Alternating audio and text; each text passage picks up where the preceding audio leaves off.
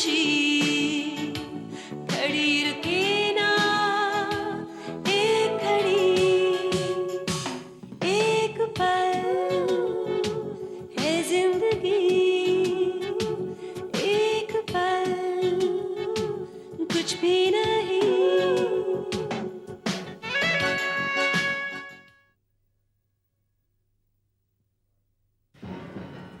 12 सालों से मेरी हर शाम को कोई भी दिशा नहीं मिली है देविका।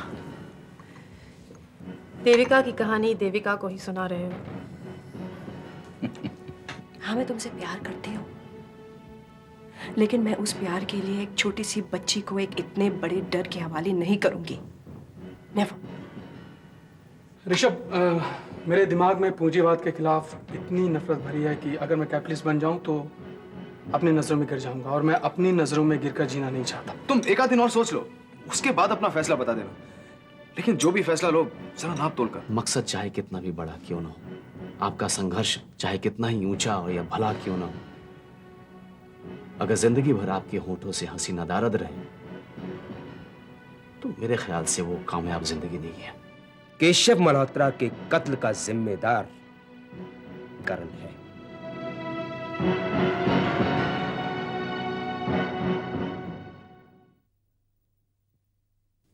मामी, मामी, मामी, मामी। नजरें उठाकर देख, मैं यहीं बैठी हूँ। तू इस तरह चिल्ला रही जैसे मैं दुनिया छोड़कर चली गई। जाइए आप। बदमाश। तेरी उम्र में लड़कियां ये गाना अपने बॉयफ्रेंड को सुनाते हैं, अपनी मम्मी को नहीं। लेकिन आमतौर पर उन लड़कियों की इतनी स्पेशल मॉम भी तो नहीं होती जैसी मेरी है। अच्छा, क्या बात है, आज बड़ी मम्मी वाली हो रही है। ये किसका लेटर है भाई, इतने अच्छे मूड में तुझे डाल दिया? ये मेरे एक फ्रेंड का लेटर है। वॉल्टर का, या कोई ऐसा दोस्त जिसके बारे में मैं नहीं जानती? ये मेरी बचपन की फ्रेंड है। यू नो, बचपन का प्यार। नहीं, मेरी स्कूल फ्रेंड इंद्रानी है, जो लोनावला में रहती है। जिससे मिलने के लिए तू जा रही थी और तुझे और पुलिस वालों ने मेरा रास्ता जेल की तरफ मोड़ दिया। लेकिन अब तो तू जा सकती है, तू बिल्कुल आजाद है। ना तेरा कोई रास्ता रोकेगा, ना कोई रास्ता मोड़ेगा। लेकिन अब अगर मैं कहीं गई तो आपको मेरे साथ चलना पड़ेगा। You know, professional trip. मतलब बहुत साफ है। मतलब ये कि हमें ना एक हाउसिंग कॉम्प्लेक्स का कॉन्ट्रैक्ट मिलने वाला है। हाउसिंग कॉम्प्लेक्स का प्रोजेक्ट? यस, मतलब ये इंद्रानी के फादर एक बहुत बड़े बिल्डर है।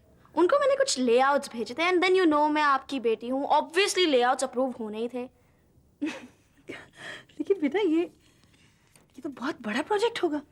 एक तरफ हाउसिंग कॉम्प्लेक्स, दूसरी तरफ होटल चेन्स। बस हमारे लिए इतना ही काफी है फिलहाल।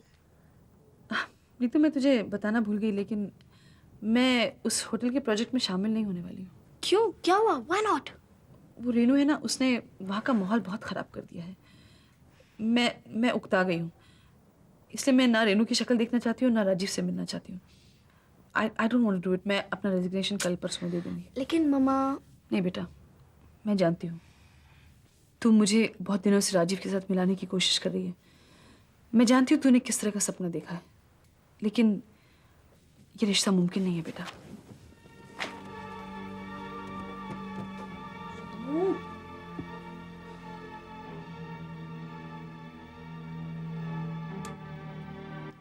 भले ही सबूत सही हो लगे, मुझे यकीन हो ही नहीं सकता कि करण केशव के कत्ल में शामिल था।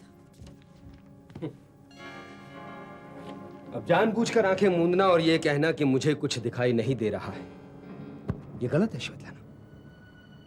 इन सबूतों के बाद तो मुझे ये हादसा साफ नजर आ रहा है। क्या साफ नजर आ रहा है? इस पूरी साजिश का ताना बाना साफ देख सकता हूं मैं। अब तुम देखो, जब रंजीत को $1 मिलियन करण ने नहीं दिए तो उसकी वसूली के लिए रंजीत ने रक्षंदा को करण की जिंदगी में दाखिल होने के लिए बॉम्बे भेजा। रक्षंदा करण के करीब आने में कामयाब हो गई, और होटल के इन बिल्स और होटल रजिस्टर की फोटोकॉपी से यह बात साबित होती है कि मिलान में उस रात करण मौजूद था। और करण एक बात से हमेशा जलता रहा है, एक आग लगी रही है उसके अंदर कि मल्होत्रा इंडस्ट्री पर दरअसल उसका हक है। तो केशव के कत्ल का मकसद साफ है। अगर तुम इसे करण का मकसद कहते हो तो फिर करण ने पहले केशव का कत्ल क्यों नहीं किया? इतने साल क्यों रुका रहा? और ऐसा तो नहीं था कि केशव पहली बार शहर से बाहर गया हो, वो महीने में 3-4 बार तो जाता रहता था। एक बात तुम भूल रही हो श्वेता, मिलान के आखिरी टूर पर एक बात और हुई थी, फ्लाइट में केशव का अपनी नई वसीयत का बनाना। यहां जरूर कुछ हुआ था। शायद रंजना देवी की नाजायज औलाद करण के बारे में केशव को पता चल चुका था। इस राज के फाश होने पर दो नतीजे सामने आए, एक तो केशव का अपनी वसीयत को बदलना और दूसरा केशव का कत्ल। शायद रंजना देवी ने करण को बताया हो और करण ने यह साजिश रची हो। बहुत शायद है तुम्हारे इस नतीजे में लेना। शायद इसकी वजह से वो हुआ, शायद उसकी वजह से ये हुआ। नो देखो श्वेतलाना, दरअसल तुम तय कर चुकी हो कि तुम्हें करण की सच्चाई पर यकीन नहीं करना है। करण की सच्चाई पर ही यकीन करना मुश्किल हो पा रहा था। अब तुम रंजना देवी को भी इस कंस्पिरेसी का हिस्सा बनाना चाहती हो? ये नामुमकिन है लेनिन। हो सकता है रंजना देवी ने करण को सिर्फ यह बताया हो कि केशव को रंजना देवी के पास्ट का पता चल चुका है और यह कत्ल की साजिश का फैसला करण का खुद का। करण ऐसा फैसला खुद लेकर केशव का कत्ल करता तो रंजना देवी जिंदगी भर उसे अपने सामने नहीं आने देती। श्वेतलाना, आज तक लोगों को यही मालूम हो कि केशव का एक्सीडेंट हुआ है और हो सकता है कि रंजना देवी को करण की इस साजिश का मालूम ही ना हो। और यह भी हो सकता है जाने ऐसे क्या क्या हो सकता है। सोचने पर पाबंदी थोड़ी होती है लेनिन। अगर तुम जिद पर अड़ी हो कि तुम्हें करण को कसूरवार नहीं मानना है तो मत मानो। प्लीज लेनिन, तुम कैसे उम्मीद करते हो कि एक इतनी बड़ी सच्चाई पर मैं 2 मिनट में यकीन कर लूं? पहले तुम्हारी ये कही गई पॉसिबिलिटी को मैं अपने सोर्सेस से कंफर्म तो कर लूं, और बाद में अगर यही हकीकत निकली तो मेरी जिद को अपने घुटने टेकने ही पड़ेंगे।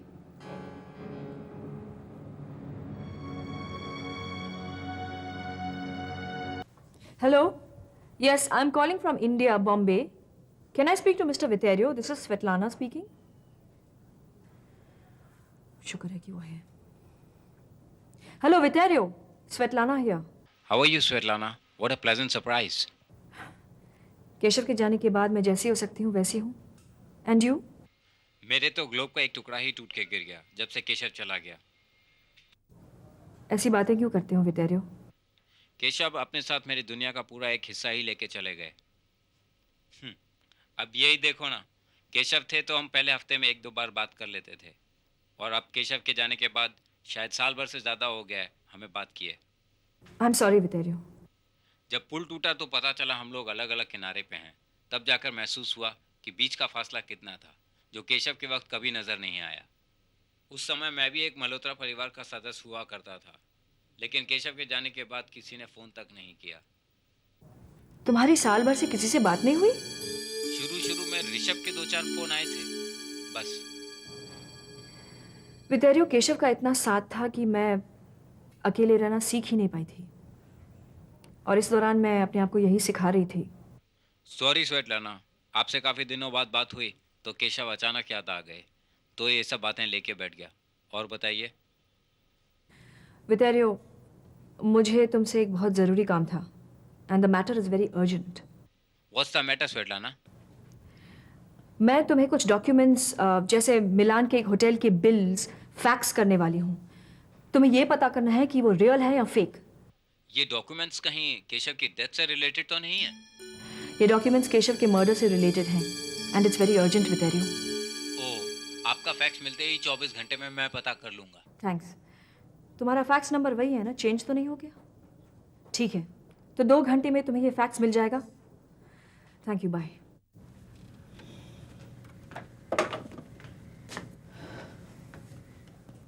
मम्मी, मुझे राव साहब की डायरी फिर से पढ़ लेना चाहिए।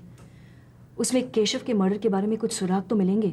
लेकिन बेटे, मुझे नहीं लगता तुझे इन सब बातों में अब पढ़ना चाहिए। मुझे इन बातों से एक अजीब सा डर लग तो रहा है कि इस सब का अंजाम क्या होगा। क्यों? वो तो सब पुरानी बातें घसीटना चाहती है। मम्मी, ये सारे सवाल चैन से जीने भी तो नहीं देंगे। केडी, रंजीत, रक्षंदा और अब करण, कितनी गुत्थियां उलझ रही हैं। और ऊपर से देविका कह रही है कि उसने रंजीत को कहीं देखा है पहले। कहाँ देखा है उसने? यही तो उसे याद नहीं आ रहा है। हो सकता है रंजीत को वो मिलान में मिली हो। Possible, very possible. पहले मैं विटेरियो से बात करती हूँ, फिर देविका से।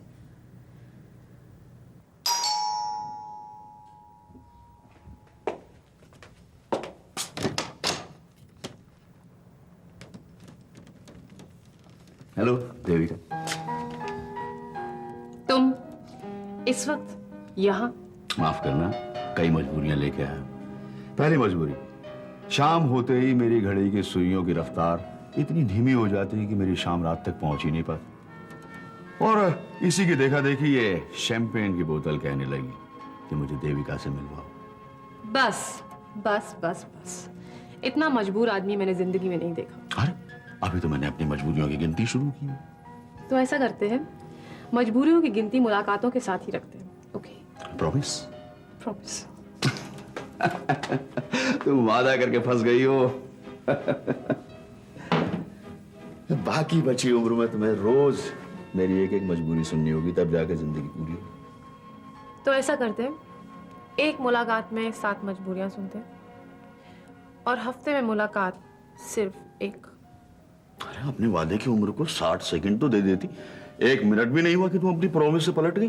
गनीमत है, वरना मेरे बारे में ये मशहूर है कि मैं बेवफाई पहले करती हूँ और वादा बाद में, और ये खबर अखबारों तक में छप चुकी है। ओह आर्यमन मियां, मैडम से ज्यादा बहस मत करो, नहीं तो ये कोटा भी गंवाओगे। मंजूर मैडम, मंजूर। तो तय रहा, हर हफ्ते 7 मजबूरियां सुनने वाली एक मुलाकात।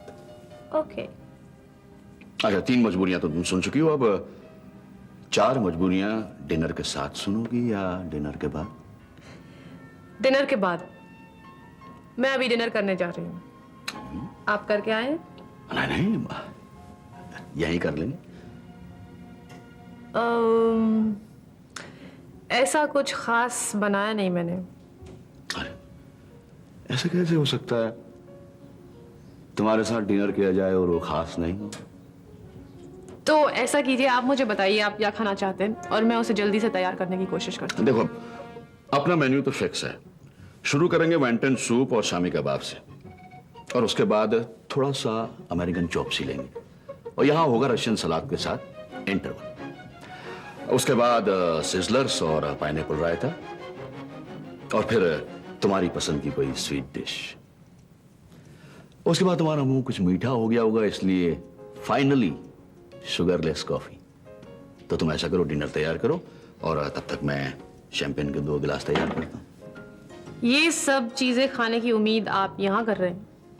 हाँ, क्यों नहीं।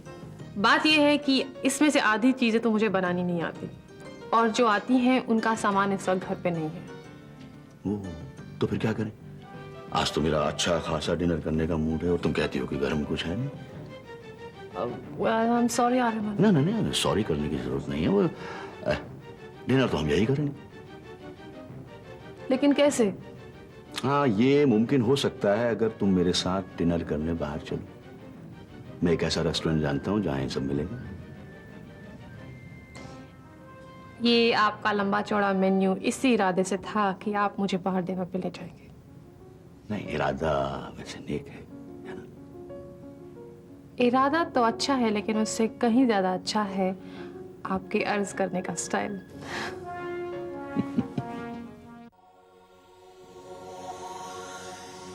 पापा, मुझे कुछ देर के लिए अकेला छोड़ दो। पापा मैं आपको अकेले छोड़ूंगी तो मैं भी अकेली हो जाऊंगी।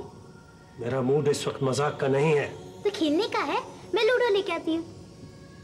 मैंने तुमसे कहा ना, तुमको समझ में नहीं आया? कुछ देर के लिए मुझे अकेला छोड़ दो। मुझे अपनी जिंदगी जीने का हक है कि नहीं?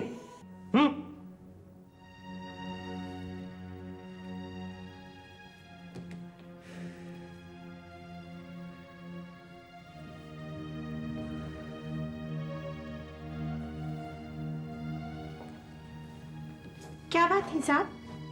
कुछ नहीं, तुम अपना काम करो। साहब मैं तो ये कहने आई थी कि हमने खाना लगा दिया है। तुम्हें किसने कहा खाना लगाने को? पर साहब आप तो रोज इसी टाइम पे खाना खाते हैं। तुम लोग खाना खा लो, मुझे आज भूख नहीं है। साहब खाना पर कैसा गुस्सा? मुझे जिंदगी जीना मत सिखाओ तुम। जाओ यहां से।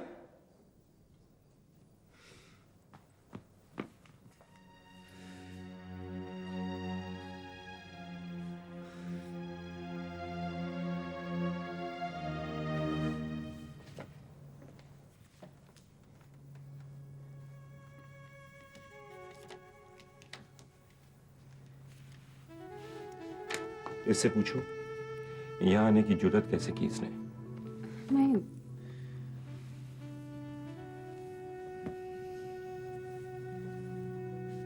मैं आपसे कुछ बात करने आया हूं। हमारे बीच जितनी बातें थी खत्म हो चुकी, ऐसा मैं समझता। तुम क्या समझते हो कि अब भी हमारे बीच कोई बातें हैं करने की? तुम क्यों सुनील से ऐसी रूखी रूखी बातें कर रहे हो? इट्स वेरी सिंपल शीला, मुझे मीठी मीठी बातें करना नहीं आता। हमारे रिश्ते में ऐसी खिंचाई शुरू से नहीं थी, अगर आपको याद हो। आने वाले कल का हवाला देना चाहते हो या गुजरे हुए कल का? बेहतर जिंदगी जिस दौर में रही है उसी का हवाला देना चाहिए। इस बेहतर जिंदगी को बदशक्ल किसने बनाया, ये बताओ। कुछ गलतियां आपकी थी और कुछ बदतमीजियां मेरी। तुम गलत कह रहे हो। ठीक है, चलिए मैंने मान लिया कि सारा दोष मेरा था। मैं आज अपने बर्ताव, अपनी गलतियों के लिए माफी मांगने आया हूं। I am very sorry. तुम फिर गलत कर रहे हो। महीन, अब इसमें गलत क्या है? कोई तुम्हारे दरवाजे पे चलकर तुमसे माफी मांगने आया है तो बड़प्पन तो इसी में है ना कि तुम उसे माफ कर दो। What to do? बड़ापन मेरे अंदर है नहीं, वरना ये नौबत आती ही नहीं।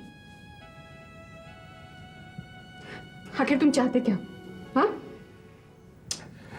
मैं इस लड़के को कभी माफ नहीं करूंगा, नेवर। जानते हो, माफी तो उसे मांगनी चाहिए जिसने गलतियां की। जिसने कोई गलती नहीं की वो माफी क्यों मांग रहा है?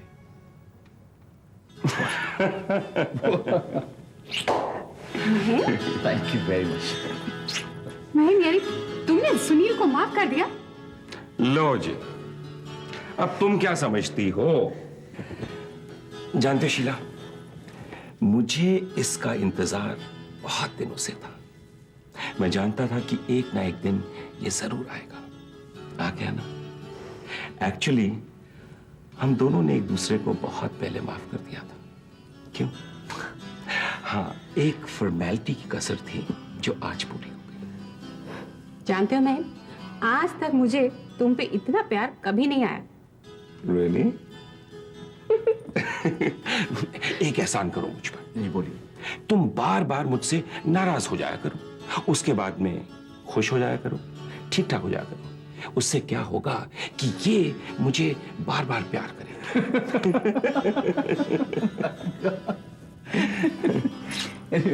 मैं चलता हूँ। नहीं नहीं, अभी कहीं नहीं जाओगे तुम। नहीं, जब तक ये खुशखबरी मैं रितु को सुना नहीं देता हूँ मुझे चैन नहीं मिलेगा। ओके, चैन मिलने के बाद तुम्हारा सबसे पहले काम जानते हो क्या होगा? क्या? शादी की तारीख फिक्स करना। बिल्कुल। ओके बच्चे, बाय बाय बाय बाय। महीन, thank you very much. Really? Low, telephone भी थैंक यू कह रहा है। ये भी बहुत खुश है। सुनो सुनो सुनो। हेलो, रंजना भाभी। हाँ, मैं शीला हूँ। क्या? मुझे यकीन नहीं हो रहा है।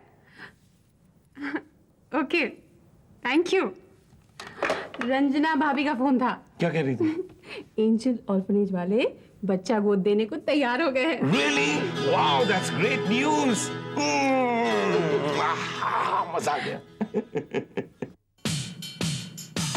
वफा मोहब्बत नफरत प्यार दौलत शोहरत भागम भाग